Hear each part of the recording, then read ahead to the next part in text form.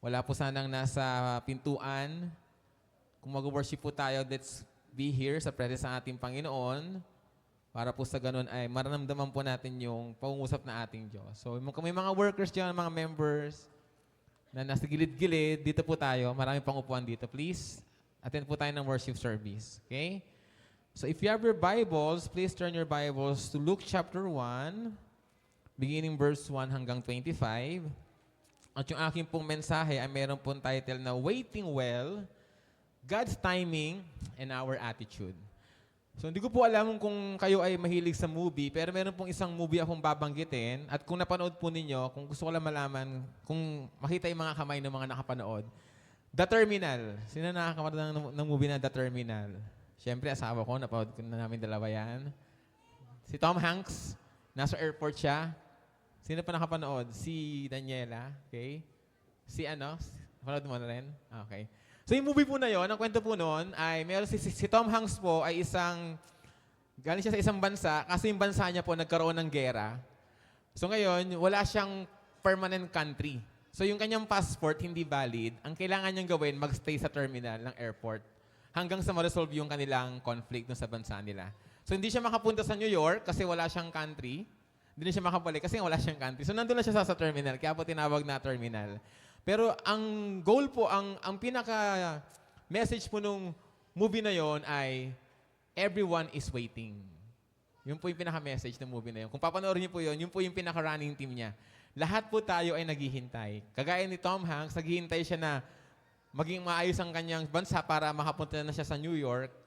Lahat po tayo ay may hinihintay. And believe me, you can make your goals, you can set your plans, you can look forward sa 2026, but God will make you wait this year. I'm very sure of that. Paghihintayin kayo ng Panginoon sa inyong mga prayer requests, paghihintayin kayo ng Panginoon sa inyong mga goals, at ngayong umaga po, gusto ko yung bigyan ng tamang attitude on how you can wait to God without losing your faith, but rather strengthening your spiritual maturity. Okay? So basahin ko po Luke chapter 1 mula verse 1 hanggang verse 25. Medyo mahaba po ito, plus please bear with me.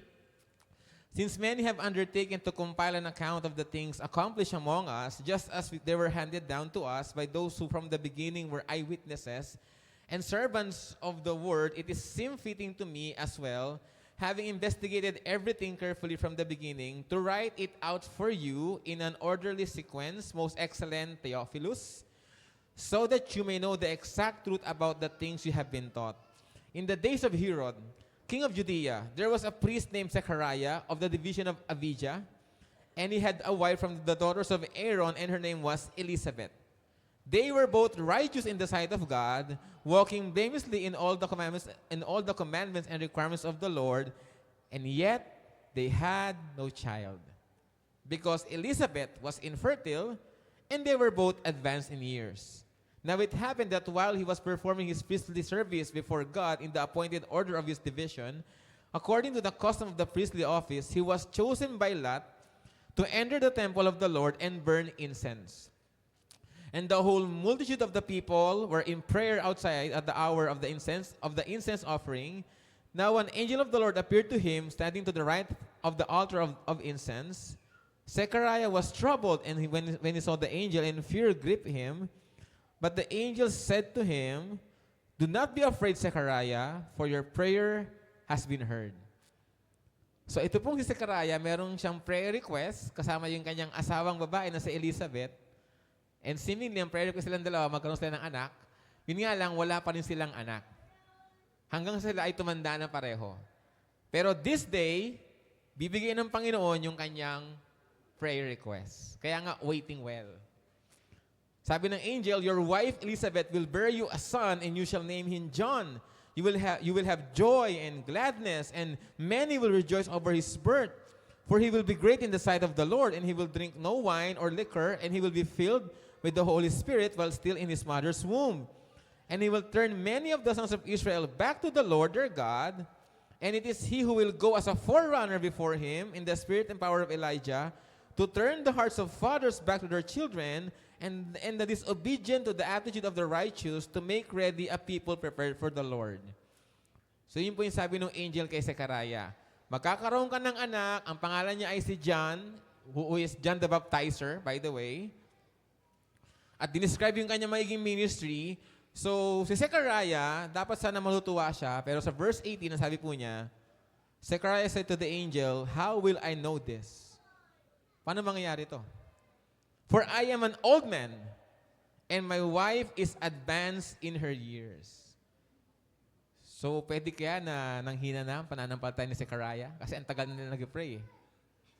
It's impossible for them to bear children. Kaya sabi niya, paano mangyayari to? And by the way, sa pagitan ni Malachi, papunta dito sa Luke, ay 400 years. Malachi was the last Old Testament prophet. There was no vision. There was no prophet from the Lord. Very silent si Yahweh for 400 years. Israel is waiting for the Messiah, pero walang nangyayari. Tapos si Zechariah, meron siya makitang angel. So parang nagtataka siya, ano ba to? Totoo ba to? Is this real? Then anong sabi ng angel sa kanya? Verse 19, the angel answered and said to him, "I am Gabriel who stands in the presence of God, and I was sent to speak to you and to bring you this good news. And behold, you will be silent and unable to speak until the day when these things take place, because you did not believe my words, which will be fulfilled at their proper time." And meanwhile, the people were waiting for Zechariah and were wondering at his delay in the temple. But when he came out, he was unable to speak. So hindi po nakapagsalita si Zechariah. For 9 months, hindi siya nakapagsalita. Okay? Ang nagsasalita lang yung asawa niyang babae. So yung asawang lalaki, walang masabi, yung asawang babae lang nagsasalita. Okay? At dahil yung sa kanyang doubt sa biyaya ng ating Panginoon. At kung babasahin mo po natin yan, verse 23, when the days of his priestly service were concluded, he went back home. Now after these days, his wife Elizabeth became pregnant, and she kept herself in seclusion for 5 months, saying, "This is the way the Lord has dealt with me in the days when he looked with favor upon me to take away my disgrace among the people." At yan po yung pag-uusapan natin ngayong umagang ito. And I hope handa tayo maghintay matapos ang mensaheng ito para hindi nyo ma-miss ang mensahe ng Panginoon sa bawat isa. Okay? So yung ating pong pag-uusapan ay, sa buong taon po, we are focused on the Gospel of Luke. Tandaan po natin, meron pong 4 na gospel sa Bible. We have the Matthew, Mark, Luke, and John. At yung ating pong focus ay yung Gospel of Luke, na kung saan ang author po nito ay isang hentil na doktor, the Gentile physician, or Luke the doctor. So meron po siyang background sa medicine. Siya po yung kasama ni Apostle Paul kapag siya po ay nagta-travel. So kung meron mang si Apostle Paul, medicinal issue, ano po si Dr. Luke para po siya ay tulungan. He is a professional. Kainos po siya. Okay? Di ko lang alam kung may asawa siya o wala. Tapos po yung kanyang letter ay naisulat po yan between AD 60 and AD 62.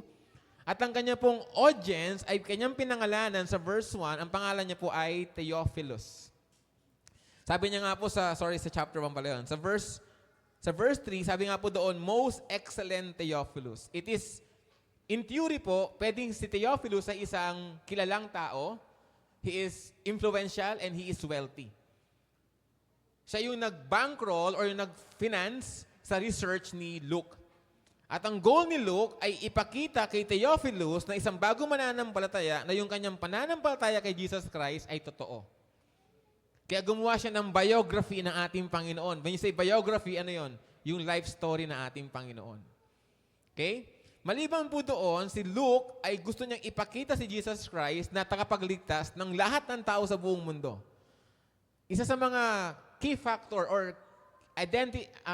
key quality ni Luke, pag siya ay nagsusulat, meron siyang mga binabanggit ng mga tao na hindi pinapansin ng society.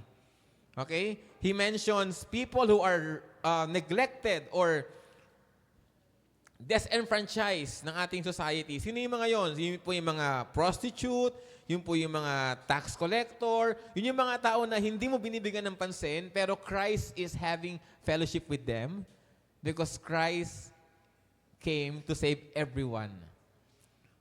Ang key verse ng Luke ay yung Luke 19:10, "For the Son of Man has come to seek and save that who is lost." Yun po yung pinaka-key verse ng Luke 19:10. But maliban doon, Luke goes beyond telling his readers about Jesus Christ. He wants them to believe, to follow the Lord Jesus Christ. At yung pag-uusapan natin ngayong umaga, papaano ba tayo dapat maghintay sa Panginoon? Ano yung dapat natin maging attitude? Kasi panibagong ano na naman to panibagong na naman kalendaryo meron tayo.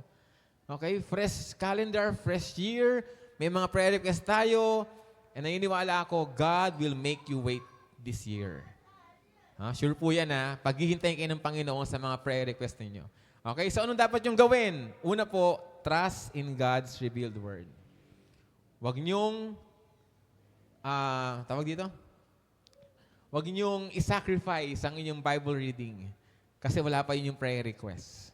At gusto pong kayong tulungan na maunawaan na yung ating pananampalataya ay isang pananampalatayang nakasalig sa katotohanan. The Christian faith is not based on imagination or myth. May mga skeptics, mga tao na hindi naniniwala sa ating pananampalataya, and they say, Jesus Christ is a fictional character. Hindi siya totoo. Ginawa lang siya ng mga apostol. However, pag binasa po natin yung Gospel of Luke, sa una pa lang na chapter, sa unang 4 na verse, pinapakita po dito na si Luke, dahil siya ay merong background sa medicine, meron siyang background sa science, hindi niya basta kinuha yung kanyang pananampalataya nang wala man siyang ginagawang research. Sabi po dito, Luke has investigated everything carefully from the beginning. Luke is a man of science, is a man of medicine. He wants to be exact. He wants to be precise. He wants to be accurate. Kaya nga nung gumawa siya ng kanyang gospel, ginawa niya yon sa isang paraan na kung saan maayos yung pagkakasulat. It is very systematic. Siya ay nag-interview ng mga eyewitnesses. Siya ay naghanap ng mga tao na buhay pa na pwede mag-testify sa kanyang pananampalataya. At ang goal niya dito ay so that the Christian would know the exact truth about the things you have been taught. The Bible is about Jesus Christ, and Jesus Christ is not a fictional character. He is real. Totoong nabuhay ang ating Panginoon. Kung paanong totoo si Alexander the Great, kung paanong totoo si Julius Caesar, kung paanong totoo yung mga kilala niyong man of the ancient world, ganun din po ang ating Panginoon. This is not a novel. This is not a collection of bedtime stories. The Bible is the Word of God. It is based on historical truth. Pag binasa niyo yung Biblia, tandaan niyo, you're also reading a historical book. At para magawa yon, Luke investigates eyewitnesses. Kasi nga, hindi naman siya Hudyo Siya isang hentil. Hindi siya kagaya ni Matthew, ni Mark, tsaka ni John, ang mga Hudyo. Hindi siya apostol. Hindi siya kagaya ni ni Matthew, at tsaka ni John, ng mga apostol. Pero despite of that disadvantage, dahil siya ay marunong sa science, meron siyang scientific method, ginamit niya yon para malaman ano ba yung totoong kwento. He investigated the Christian faith. Yung pong Greek word na ginamit dun sa eyewitness ay autoptai, at dun po galing yung ating English word na autopsy. Anong ginagawa sa autopsy? The coroner will examine the dead body. And that is something I want to tell you. You can examine the Christian faith. Hindi tayo takot sa mga tanong, sa mga inquisition, sa mga inquiry. Go ahead. Examine our faith and you would end up finding the truth. Merong isang tao na ang pangalan niya ay si Lee Strobel. Search yung kanyang pangalan sa Google. Dati siyang investigative journalist at hindi siya naniniwala sa Christianity. Yung kanyang asawa na naging mananampalataya, sobrang devoted sa kanyang Christian church, palagi nagisimba araw-araw. And then, araw-araw every Sunday. Okay? So itong si Lee Strobel, bila siya na-curious, ano ba itong asawa ko? Nag-a-assign ng panong kay Jesus Christ. At dahil siya isang investigative journalist, inimbestigahan niya si Jesus Christ. And lo and behold, naging Kristiyano si Lee Strobel. At gumawa siya ng isang book, ang pangalan ng book, A Case for Christ. Our faith is true. Our faith is real. It is based on eyewitness testimony. Sabi nga ni Luke sa kanyang opening verse, pinakita niya doon na gumamit siya ng isang rigid historical method.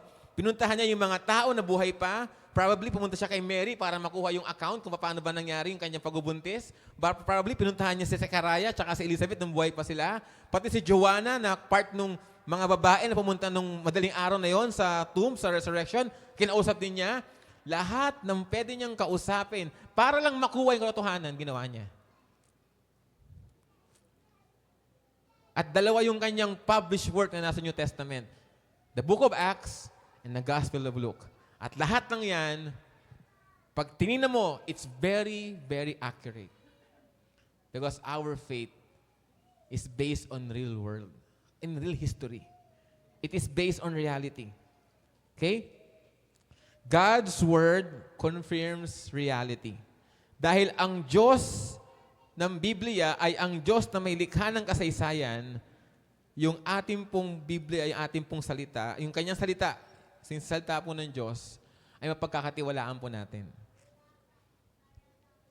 Whenever the Bible mentions historical figure, historical events, historical places, you can be confident that those are true figures, true events, and true places. Because the Bible cannot lie, because God cannot lie. Sabi po ng ating Diyos sa Numbers chapter 23, verse 19. Ito po yung sabi ni Yahweh about Himself. God is not a man that He would lie, nor a son of man that He would change His mind. Has He said and will He not do it? Has He spoken and will He not make it good? Ang Diyos ay hindi pwedeng magsinungaling. Ang Biblia, ang kanyang salita, kung ano yung claim ng Bible about God, about our world, about man, yun po ay totoo. At kung ating titingnan yung Isaiah 55, verses 10 hanggang 11, pinapakita po dito na ang Biblia, kaya niyang gawin yung purpose niya, ano man yung reaksyon ng tao sa Biblia.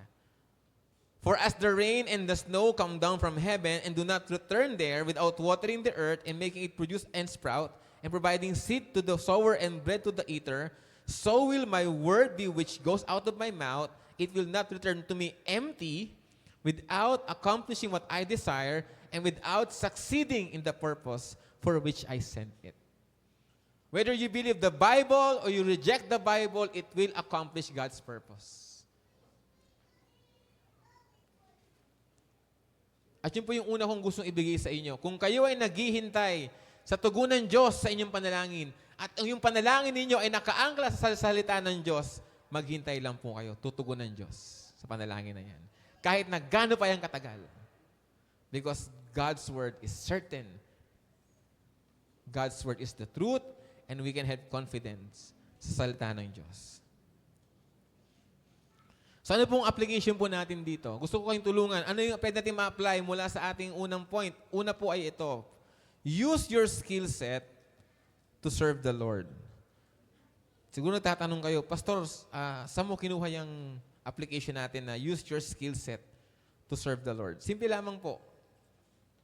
Si Luke, hindi siya Hudyo, hindi siya apostol, pero hindi naging hadlang yon para gumawa siya ng gospel. At kanyang i-chronicle sa atin kung kailan nagsimula ang Christianity sa unang mga taon nito, yung sa Book of Acts. I want to tell you, you can serve the Lord with your present skill set. Hindi mo kailangan maging pastor para ka mag-serve sa Panginoon. Luke was a doctor, a professional doctor. Nagkaroon siya ng desire na gumawa ng gospel. Kaso wala naman siyang alam. Hindi naman siya apostol, hindi naman siya Hudyo. Pero meron siyang research skill. At yun ang ginamit niya para makaproduce ng Gospel of Luke. Anong meron ka ngayon taon na pwede mong ibigay sa Panginoon para magamit sa kanyang kaharian? Huwag nating gamiting excuse na hindi ako pastor, wala akong alam sa Bible. Meron kang skill set, kapatid. Ipagkatiwalang mo yan sa ating Panginoon. Sana ngayong taon, huwag ka nang tumakbo sa Lord pag tinatawag kayo sa paglilingkod sa ating local church. Ibigay mo yung skill mo sa ating Panginoon para sa gano'n, marami tayo maabot na kaluluwa at lumawag yung gawain ng COCM. Hindi pwedeng spectator ka lang sa Christianity buong buhay mo. Okay? Then pangalawa po, be convinced that the Bible speaks truth about God. It's very important na kapag meron po tayong worship service at meron pong preaching ng Word of God, na tayo po lahat ay nakikinig sa salita ng Diyos. When the Bible is open, God is speaking. Gusto niyo malaman kung anong gusto ng Diyos sa buhay ninyo? Gusto niyo yung Biblia. Ganun lang kasimple. Huwag niyong isipin na ang Biblia ay gawa-gawa lamang. Ito ay parang novel book. No, this is the Word of God. This is eternal. Walang ibang libro sa buong mundo ang tumalo sa best-selling book ng Bible. It was translated into so many languages.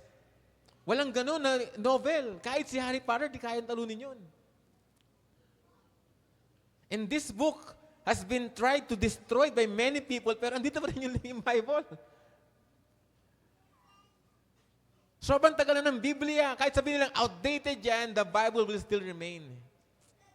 Why? Because this is God's eternal Word. Huwag natin baliwalain ang Biblia, mga kapatid. Dito nakasalig ang iyong kalalagyan sa kabilang buhay. Dito nakasalig ang iyong spiritual life. Dito kumakain ang iyong kaluluwa. Ito ang nagpapalakas sa'yo. Ito ang nagko-correct sa'yo. So don't minimize the effect of the Bible in your life. The Bible is the truth speaks the truth about God. Maniwala po tayo sa sinasabi ng Biblia. At yung panghuli, mga kapatid, ask honest questions, but bring them to the text. Nung ako po high school, isa sa mga struggle ko bilang sa mananampalataya, totoo ba na si Jesus ay Diyos na nagkatawang tao? Kasi nung ako po high school, dun sa room namin, may mga iba't ibang pananampalataya po doon. May isa doon, nagsasabi na si Jesus ay isang angel na nagkatawang tao. Isa naman, sinasabi si Jesus ay tao lang na special, elevated status niya. So ako, ang paniniwala ko, si Jesus ay Diyos na nagkatawang tao. So how can I know that? Paano malaman na totoo yun? So sabi ko sa Panginoon, sige, Lord, tulungan mo ako, aaralin ko yung Bible. And I've read books, I've read commentary, I've read the Bible, at doon ko po nakita, totoo nga na si Jesus ay Diyos na nagkatawang tao. Kung meron kayong mga tanong about the faith, the Christian faith, okay lang magtanong. Walang masamang magtanong, basta mag-aral kayo ng Biblia. At sana ngayong taon, mag-aral talaga tayo ng Biblia. Gusto kong maging attitude natin ngayong taon, yung attitude ng mga taga-Berea. Tingnan nga po natin saglit, Acts 17 verse 11. Acts 17 verse 11. Sana po ito yung ating maging attitude kapag tayo ay nakakapakinig ng salita ng Diyos galing sa ibang tao. Okay? Acts 17 verse 11. Doon tayo sa verse 10. The brothers immediately sent Paul and Silas away by night to Berea, and when they arrived, they went into the synagogue of the Jews. Verse 11, now these people were more noble-minded than those in Thessalonica, for they received the word with great eagerness, examining the scriptures daily to see whether these things were so. Nung nag-speak si Pablo sa synagogue ng Berea, anong sabi doon? Yung mga tao sa Berea, anong ginawa nila? Nag-imbestiga sila kung totoo ba yung sinasabi ni Apostle Paul. Ngayong taon, ganun po ang gawin ninyo. Kayo mismo mag-aral ng Bible on your own. Huwag kayong maniwala sa pinagsasabi ko dito. Check the Bible on your own. Investigate the faith. Amen? I-increase natin yung ating pag-aaral ng Biblia. Lahat tayo ay mag-aaral ng Biblia. Okay? So yun po yung unang point.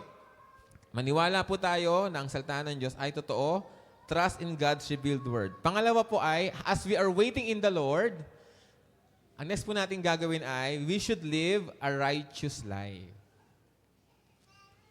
Habang hinihintay po natin yung tugon ng Panginoon sa ating panalangin, tayo po ay mamuhay na may kabanalan. Yun po ay makikita natin sa Luke chapter 1, mula verse 5 hanggang verse 17. At kung ating pong babasahin yun ulit, pinakita po doon, pinakilala po ni Luke, si Zechariah, at saka si Elizabeth. Sila po ay mga righteous people before God, walking blamelessly in all the commandments and the statutes of the Lord. Ang kanilang prayer request, simple lang, magkaroon ng anak. Nung panahon po kasi na yun, pag wala kang anak, you are a disgrace sa inyong community. Because ang goal ng marriage is to produce children. At kung wala kang children, anong goal na anong silbi niyo mag-asawa? Parang ganun po 'yon. Kaya nung panahon na yung pagbabae ka, tapos wala kang anak, talagang sobrang down ka. Sobrang downcast ka, sobrang discouraged ka. Kaya ito mag-asawang to, they are praying for a child. Kaya isa lang. And as they are praying for that child, sabi po doon, they are walking righteous before the Lord. It's very important sa mga mananampalataya. Kahit anong kalagayan mo sa buhay, mamuhay po tayo na may takot sa Diyos. Mamuhay tayo na may kabanalan. Huwag tayong mag-compromise sa isang mundo na pilit tayong pinapagawa ng mali sa harapan ng ating Panginoon. Holy living is a prerequisite, a requirement for every believer. Sikapin natin maging banal sa isip, sa salita, sa gawa, sa paggasto, sa ating mga pinapost sa social media at sa lahat ng aspekto ng buhay natin. We must be holy because our God is holy. Yung kabanalan natin, hindi lang siya paglinggo. Dali magsuot ng long sleeve tsaka naka-necktie ka. Pero yung buhay mo mula Lunes hanggang Linggo, kamusta? Anong klaseng tao ka pag wala ka sa church? Anong klaseng tao kapag nandun ka sa social media mo, sa account mo? Isa yan sa ating mga kinalimutan. Kasi ligtas na tayo eh. Everything is good. We're going to heaven. We forgot about our holiness. Nakakalungkot yung mga kapatid. Kristiyano ka pero yung buhay mo hindi kinakita ng kabanalan. Ang tamad-tamad mo sa gawain ng Panginoon, ang tamad-tamad mo sa mga spiritual activities, pero gustong-gusto mo sa mundo. Yet you claim yourself as a Christian. Na-blur na yung lines between God and Satan. Siguro, yun ang siguro ang... Kasi nga, we are still waiting for the Lord and sometimes, talaga minsan nakakapagod maghintay eh. Tagal mo pinapipray para wala nangyayari. Nag-i-invest ka naman sa dapat mong pag-invest sa yung spiritual life. Pero ba't ganun, Lord? Wala pa rin effect yung aking prayer. Talaga bang nandyan ka? Are you still listening? Kaya minsan nakapagod tayo sa Panginoon, anong ginagawa natin? Nandun tayo sa mundo, nakipag-flirt tayo sa mundo. But that is not what the Lord wants from you. Si Jesus ay namatay, hindi lang para sa ating kaligtasan. Namatay din siya para sa ating kabanalan. Kaya maging banal tayo, mga kapatid. Hindi, yung pagiging banal, hindi yan para kay Pastor Ja. Hindi yan para sa mga nag-ministry sa COCM. Sa lahat ng Kristiyano, maging banal tayo sa harapan ng ating Panginoon. At para maging banal tayo sa harapan ng ating Panginoon, kailangan natin ng Holy Spirit. Sino po yung tatlong member ng Holy Trinity? God the Father, God the Son, and God the Holy Spirit. God the Holy Spirit will empower us for a life of holiness. At yun yung description kay John the Baptizer. Sa Luke chapter 1, verse 15, binanggit po doon ni Angel Gabriel kay Zechariah na itong si John the Baptizer, he will be great in the sight of the Lord and he will drink no wine or liquor and he will be filled with the Holy Spirit. Gusto mo maging banal, siya lang kailangan mo kasi siya yung Holy Spirit. Siya mag-empower sa'yo na mamuhay na may kabanalan. Kung mamuhay ka na may kabanalan on your own, magiging self-righteous Christian ka. Yung self-righteous Christian, sila yung mga mananampalatayang they think they are the better version of the other Christian. Yun yung mga self-righteous Christian na inisip nila, mas magaling sila sa iba kasi sila yung mga tao na maayos manamit, maayos ang gupit ng buhok, maayos ang pagkain, maayos ang kanilang behavior, maayos ang buhay nila. Na pag nakakita sila ng ibang mananampalatayang iba yung buhay sa buhay nila, inisip nila, ay, ano to? Makasalanan to, makamundo to. Ano to? Karnal, secular. Buti pa ako hindi ganyan. Kasi yung kabanalan nila, empowered by their own will, not by the Holy Spirit. Ito yung mga modern day Pharisees. Because you don't dress like them, you don't look like them, you don't sing like them, they will judge you na dito talaga mananampalataya. Mga naghahanap ng butas, saka po mananampalataya. Parang yung sinabi sa Luke din, di ba? Yung merong parable nung the Pharisee and the tax collector. Ang sabi ng Pharisee, Lord, thank you. Kasi hindi ako gaya nitong taong ito. Nag-tithes ako, nag-worship service ako, nag-prayer meeting ako. Thank you, Lord. Thank you, Lord. Di ba? Inakat niya yung sarili niya. That is self-righteousness. At kung yung holiness mo ay empower ng iyong sariling kalooban, wala kang Holy Spirit na nag-empower sa'yo, you will end up as a modern-day Pharisee. We need the Holy Spirit para yung ating holiness ay authentic at God-glorifying. Tinan po ninyo, ano ba yung quality ng isang mananampalatayang empowered ng Holy Spirit? Paano ba siya mabuhay? Galatians chapter 5, our favorite verse, pagdating sa walking in the life of the Holy Spirit, but the fruit of the Spirit is love. Mamahalin mo yung kapwa mo mananampalataya kahit iba siya sa iyo. Joy, matutuwa ka sa iyong kapwa mananampalataya habang siya ay lumalago sa kanyang pananampalataya sa Panginoon. Peace, hindi ka mga away. Hindi ka judgmental. Patience, tsatsagain mo yung mga kapwa mananampalataya kasi hindi pa sila ganun ka-mature kagaya mo. Kindness, goodness, faithfulness, gentleness, self-control. Walang pride doon sa fruit of the Holy Spirit. So kung mamumuhay tayo na may kabanalan, let's us rely on the Holy Spirit. Kasi yung kanyang kabanalan ay kabanalan na merong meekness, merong humility. Hindi mapagmataas.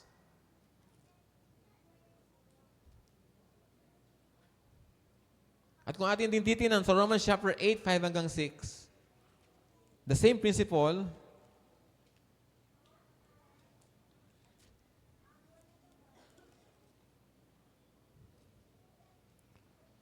for those who are in accord with the flesh, set their minds on the things of the flesh, but those who are in accord with the Spirit, the things of the Spirit. For the mind set on the flesh is death, but the mind set on the Spirit is life and peace. Kapayapaan. Life and peace. Meron siyang kapayapaan internal. Kasi alam niya, ginagawa niya yung kalooban ng banal na Espiritu sa kanyang buhay. At dito mga kapatid, sa pangalawang point natin, ang application ko po sa bawat isa ay ito. Una, run away from sin. Para tayo makapamuhay na may kabanalan sa harapan ng Diyos, kung nakikita natin yung kasalanan ay papalapit na sa atin, huwag na tayo makipagtalo sa kasalanan. Huwag na tayo makipagdayagulo kay Satanas. Run away from sin. Kagaya ni Joseph, nung siya inaakit ni Miss Potiphar, anong ginawa niya? Hindi siya naipagtalo, hindi siya naipag-argue kay Miss Potiphar. Hindi sabi, Miss Potiphar, halika nga dito, mag-usap nga tayong dalawa, parang may problema ka. Walang ganon. Tumakbo siya papalayo sa kasalanan. Ang pagkamali ni Eva, anong pagkamali ni Eva? Kinausap niya si Satanas. Naipagdayagulo siya. Sin will lead you to a life of destruction.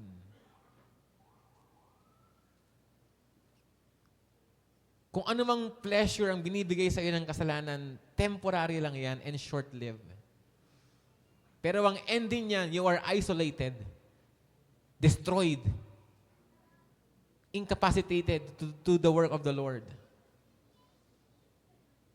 Because the thief comes only to steal, kill, and destroy. Mga kapatid, ngayong taon na to, mamuhay tayo na may kabanalan, huwag tayong lumapit sa kasalanan. Lumayo tayo sa mga lugar na punong-puno ng kasalanan o nag-endorse ng kasalanan.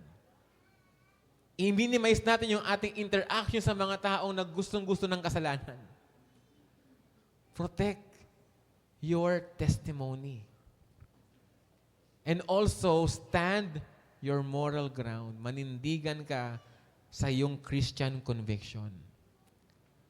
Sa mga nag-camp dito, Daniel chapter 1 verse 8, for Daniel made up his mind not to eat the food or to drink the wine.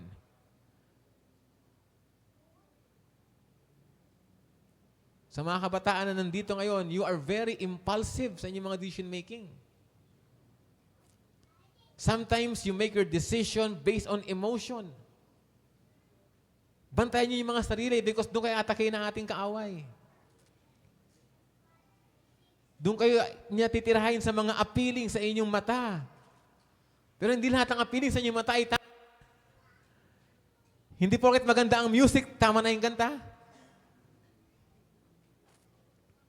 Hindi porket makinis yung muka, mabait na siyang tao, mabait na siyang babae, mabait na siyang lalaki. Be discerning. Tingnan po natin yung 1 Corinthians 16 verse 13.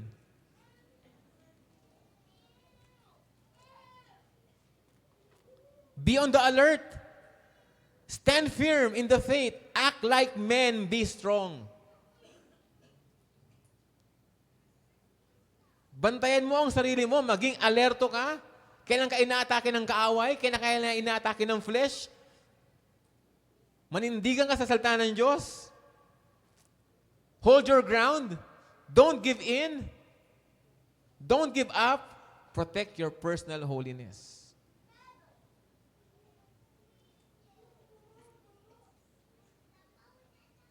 As you wait for God's answer to your prayer, live a righteous life. Walk blameless before the Lord. In public and in private. At yung pangatlo po natin point. So una po natin point ay trust in God's revealed word. Pangalawa, live a righteous life. Ito na po yung last kong point. Prepare yourself for God's answer.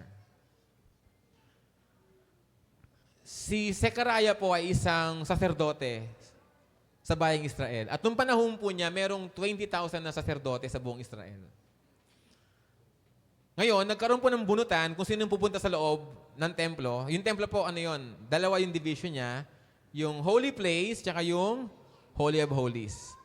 Nabunot yung pangalan ni Zechariah, at ang gagawin po niya, siya po yung nagkaroon ng opportunity na mag-burn ng incense offering sa loob ng templo.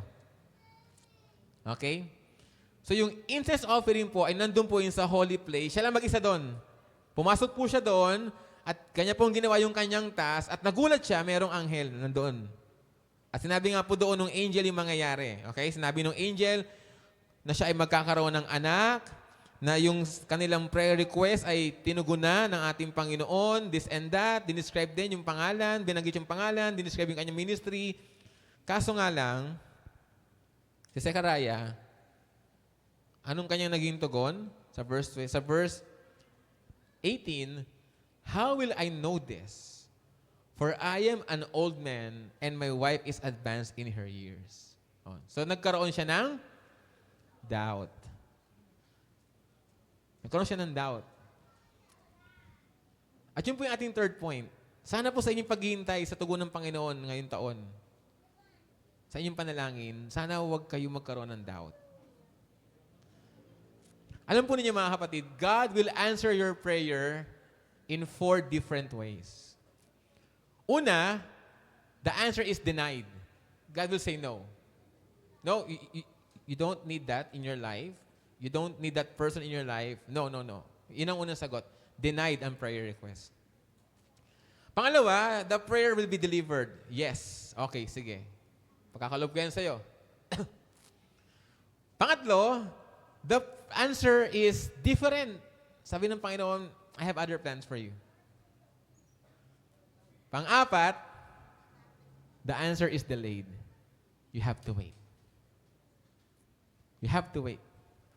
At yun po yung nangyari kay Zechariah. He's been praying for a child for many years. Pero dumating yung Panginoon, dumating yung sagot ng Panginoon, siya po ay nagduda. Kasi nga, tagal na eh. Tagal na. Hindi na kaya ng katawan nila ang dalawa. Pero mga kapatid, I just want to tell you this. Again, kung kayo po ay nananalangin sang-ayon sa kalooban ng Diyos, ipagkakaloob po ng Diyos ang inyong panalangin. Kailangan nyo lang maghintay. Sa mga umattend nung ating Thanksgiving service, sa dinami-dami ng mga napahinggan ko, na-appreciate ko po yung isang kapatid natin na tumayo sa harapan. At sinabi niya na for 39 years, pinag-pray niya yung salvation ng kanyang asawang lalaki. Since 1986. Napunta sila sa Amerika, sila mag-asawa, nag-stay sila doon, kasama yung isang anak nila na meron ding anak. Tapos habang nandun sila, yung asawa niyang lalaki, nagtanong, ano ba yung eternal life na yan? Ano ba yung buhay na walang hanggan na yan? For so many years, doon siya nagtanong. At siya yung pinagtanungan, yung asawang babae na member ng ating church na mananampalataya. At nagkaroon siya ng opportunity, i-share ang gospel. A few days after that, namatay yung asawang lalaki. Pero from that conversation alone, malaking chance na talagang naligtas siya. Kasi nagtanong siya about eternal life. For 39 years of prayer.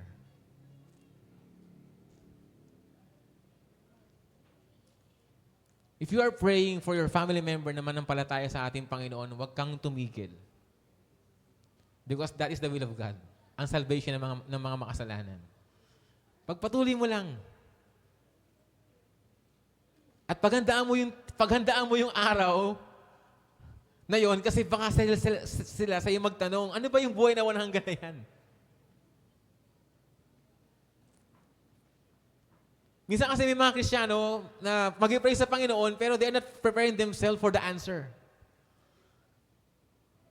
Kagaya ng isang simpleng church sa isang baryo na tagtuyo sila ng ilang buwan na, sabi nung pastor, ipag-pray natin na sa Wednesday umulan. Pag-fasting natin, mag-fasting tayo, mag-pray tayo na sa Wednesday umulan.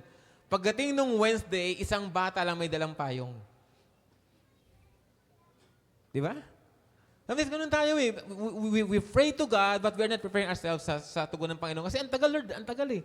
No, don't give up.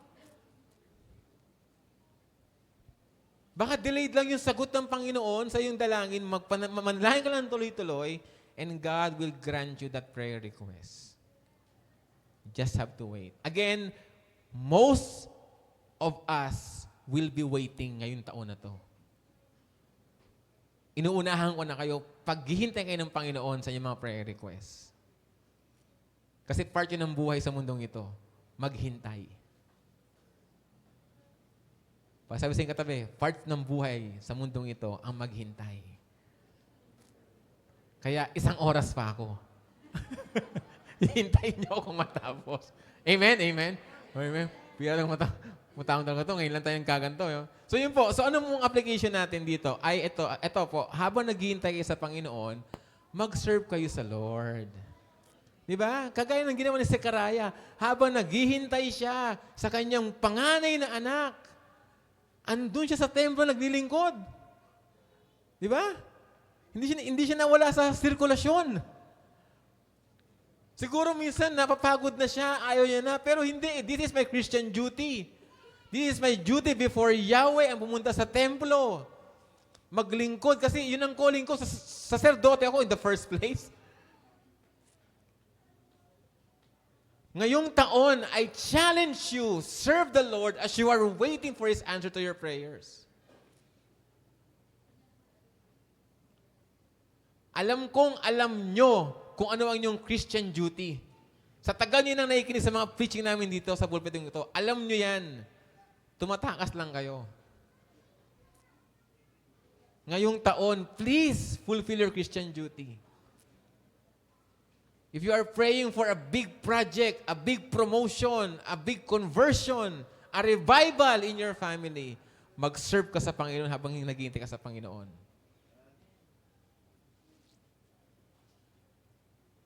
Kasi minsan, yung mga big lessons nandoon sa paghihintay. Amen ba? So yun po, maglingkod tayo sa Panginoon. Panginoon, sabi mo sa katabi, maglingkod tayo sa Lord ngayong taon, ha? Ha? Ate Sel, mag-print ka ng maraming commitment form.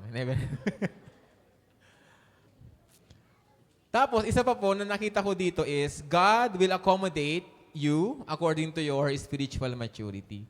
So ngayon po, gusto ko magkaroon tayo ng comparison between two response, pero iba yung natanggap nila. Okay? Nung sinabi nung angel kay Zechariah, yung asawa mo at ikaw, magkakaanak kayo, nagtanong si Zechariah, paano mangyayari yun? Matanda na kami.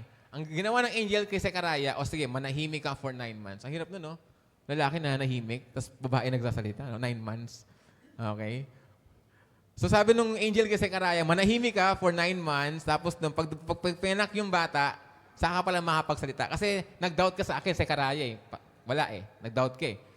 Ngayon naman, punta tayo sa Luke chapter 1 verse 34. Tingnan po natin Luke chapter 1 verse 34. This time, same messenger, same angel, Gabriel, different person, Mary, pero yung message is about miracle. At ang sabi ng angel kay Mary, you will have a child without experiencing sex. At ang tugon ni Mary, sa verse 34, how will this be since I am a virgin? Nagtanong din si Mary kay Gabriel. Di ba? Parang si Zechariah nagtanong, paano mangyayari yun? Eh, matanda na kami. Sabi naman ni Mary, paano mangyayari yan? Eh, wala nga akong karanasan. Wala akong asawa. Anong ginawa ni Gabriel? Pinatahimik ba siya? Ganun. Talagang kayo ni magkamag-anak yung dalawa ni Zechariah, no? Sige, manahimik ka din. Ganun ba ginawa sa kanya ng angel? Hindi. Di ba in-explain ng angel sa kanya? Ba't niya kaya ginawa yun? Ba't iba yung response ni Gabriel kay Zechariah? Eh, parehas lang tatanggap ng isang task na mahirap gawin, nagtatanong lang naman sila. Kasi, for me, mas mature si Zechariah kumpara kay Mary. Mas marami nang alam si Zechariah about the Word of God. Nakalimutan niya ba si Abraham tsaka si Sarah? Na ganun din ang situation nila. But Mary is just a young woman, 16 years old. And it's also the very first time na magkakaroon ng virgin birth sa buong history ng sangkatauhan. Kaya ngayon po yung aking application. God will accommodate you according to your spiritual maturity. At dahil doon, again, sasabihin ko to sa inyo, kung matagal na kayong mananampalataya, ibig sabihin, you are mature enough to serve the Lord this year. And I believe He will challenge you to serve Him this year. Kung ikaw yung bagong mananampalataya, siguro meron pang excuse. Pero kung matagal ng Kristiyano, 5 years, 10 years, 15 years, tapos ayaw pa rin mag-serve sa Panginoon, baka meron ng issue sa attitude yan, kapatid. Check your heart, check yourself. Because God will expect something from you, and He is fair. His expectation is based on your spiritual maturity. Again, sana po, ngayong taon, mag-serve tayo sa Panginoon sa kayang capacity natin. Kasi meron kayong skill set na galing sa Kanya. As I close, di ko na po dito kasi. Ito po yung aking closing. Pakibalik na lang po sa rainbow. Sa rainbow, pakibalik sa rainbow. Okay po. So as I close, ay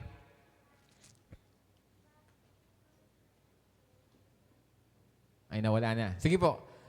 Ito po yung closing ko. Yung pong pangalan ni Zechariah, kasi yung mga Hudyo, mahilig po sila sa mga pag nagpangalan po sila, meron pong kahulugan yon. Okay? So yung pong pangalan ni Zechariah, ang kahulugan po niya ay, the Lord remembers. Yung pangalan ni Elizabeth, ang kahulugan po niya ay, God is my oath. God is my promise. Zechariah, the Lord remembers. Sa Elizabeth, God is my oath, God is my promise. Pag pinagsama mo yan, dahil mag-asawa sila, the Lord will remember His oath. For 400 years, walang message galing kay Yahweh. Pero nung araw na yon, sinabi ni Angel Gabriel, darating na ang Messiah. Yung pinangako ni Yahweh, mangyayari na.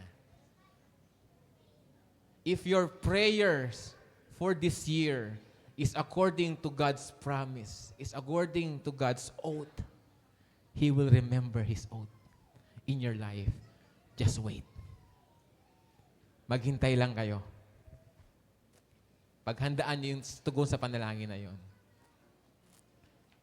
Panginoon, salamat po because we know this year consists of a season of waiting for your will, and for your plan, and for your blessing.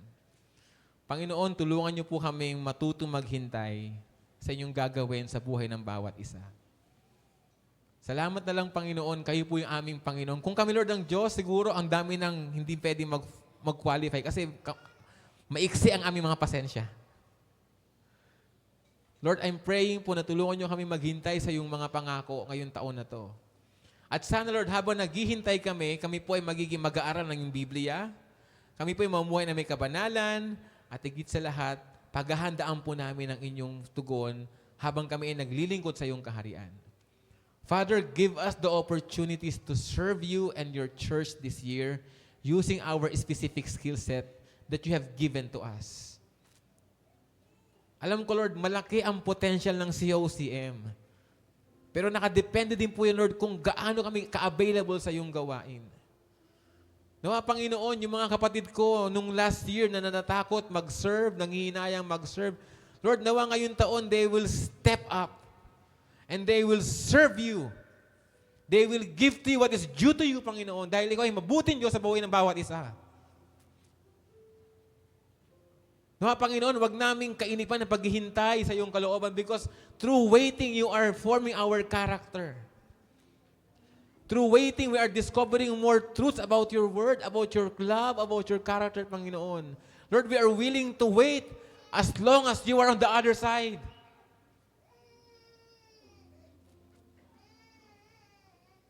Bless this church, O Lord. Bless our plans, our aspirations. Nawa, Panginoon, yung mga panalangin namin ayon sa iyong kalooban, kahit na matagal lang kami, Panginoon, patuloy kami manalangin, especially the conversion, the salvation of our family members. Salamat po, Panginoon, dahil di mo kami pababayaan sa taong ito. Salamat, Panginoon, dahil kaagapay ka po namin.